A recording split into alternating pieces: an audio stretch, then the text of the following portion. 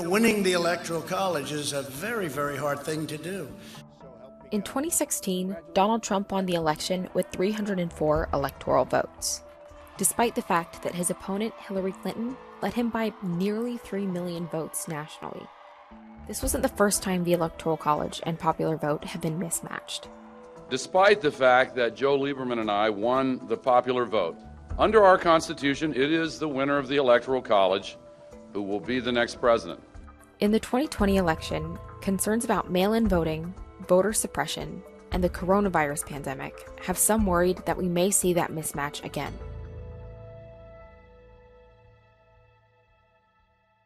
The Electoral College, and whether it accurately represents the popular vote, has been a topic of debate since the Constitution was first drafted.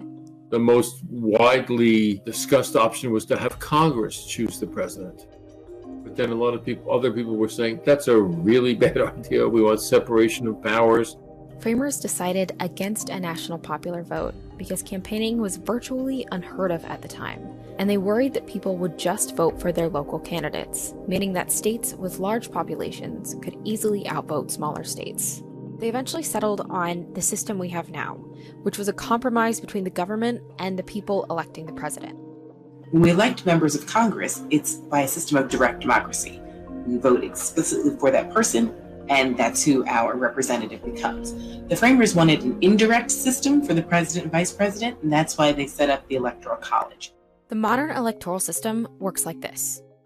States are appointed a certain number of electors based on population counts from the most recent census.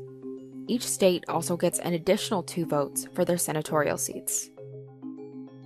Your vote doesn't actually go toward a particular candidate, but instead helps decide which party's electors will represent your state.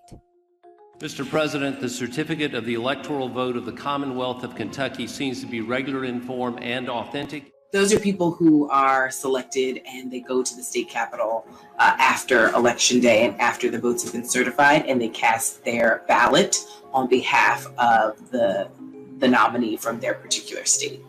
48 states use a winner-take-all method to decide which party gets their electors. So if candidate A has 400 votes and candidate B has 350, all of that state's electoral votes go to candidate A. Nebraska and Maine are the only 2 states to split their electoral votes.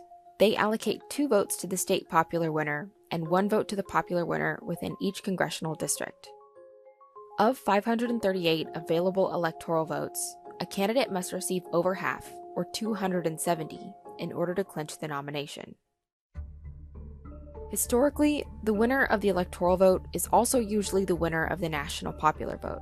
But there have been 4 times that the winner of the national popular vote lost the Electoral College, also known as an electoral inversion. 2 have occurred in just the last 20 years. Within a 1 percentage point race, about 4 in 10 elections will be inversions. It's always been the case that if an election is close, there's a very high chance that it ends up with a mismatch between the popular vote and the Electoral College outcome. Here's an example of how an electoral inversion can happen. If 25 people vote, and candidate A wins 15 of those votes, they win the national popular vote, meaning they received the majority of votes nationally. But the way candidate A's votes are divided among states in the Electoral College means that they might receive fewer votes in some states and have the majority of their votes concentrated in others. And because electors are awarded by winner-take-all in each state, they end up with fewer electoral votes. Anything that causes the citizens' votes cast to not be equal in terms of the Electoral College representation can cause an inversion. These are some of the factors that can contribute to inversions. The way that electoral votes are divided among states based on population can skew Electoral College representation. For example, a vote in a low population state like Wyoming holds more weight than a vote in a high population state like California. As states have different number of voters that turn out relative to their population, that skews the representation in the EC and Electoral College across states. The Electoral College representation is based on how many people were living in your state maybe up to 10 years prior to your voting day. And that includes people who don't vote, so it includes children, it includes non-citizens. Other factors like voter suppression can also have an impact. There's so many ways that it can be not representative of the national popular vote or the national popular preferences over president.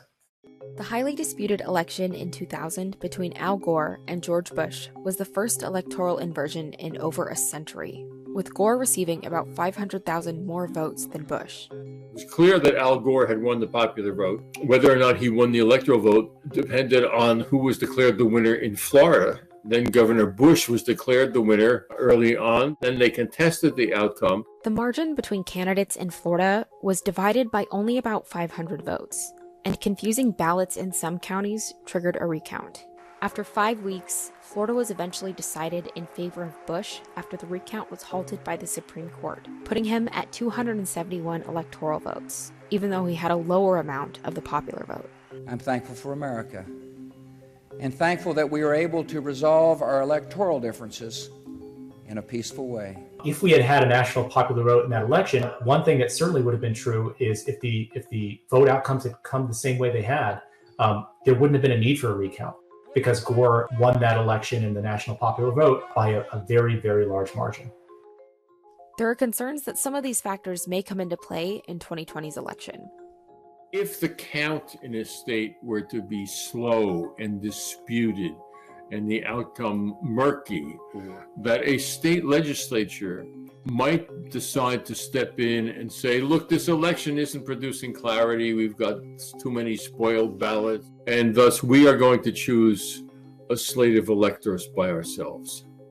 It's within the realm of constitutional possibility, and it could happen in November. Inversions can also happen in more normal elections that don't involve legal battles or recounts. 2016 was a very clear-cut case where the popular vote did not match the Electoral College vote. Because it's a winner-take-all system, because of the distribution of Democrats and Republicans across the country, we saw in 2016 Hillary Clinton winning 3 million more votes by the popular vote, but they were in states where, at a certain point in time, it didn't put her over the edge or really matter anymore. A majority of Americans would prefer moving to a national popular vote, but there's a split in political party support. We're at a moment now where a lot of people are rethinking whether or not this system actually works, considering you can actually look at 11 states and get over 270, which is the magic number. The leading alternative to the Electoral College is the National Popular Vote Compact. This would require states to award their electors to the winner of the national popular vote rather than the popular state vote, so all of a state's electoral votes would go toward the national popular candidate. But changing the electoral system nationwide is really challenging. At least 700 constitutional amendments have been introduced to Congress to abolish or reform the Electoral College, but none have been successful. Why we still have it comes down to a number of different factors. One is that the Constitution is very difficult to amend.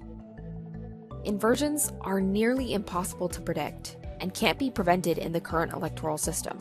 There's nothing you can do short of moving to a national popular vote that will stop inversions from happening.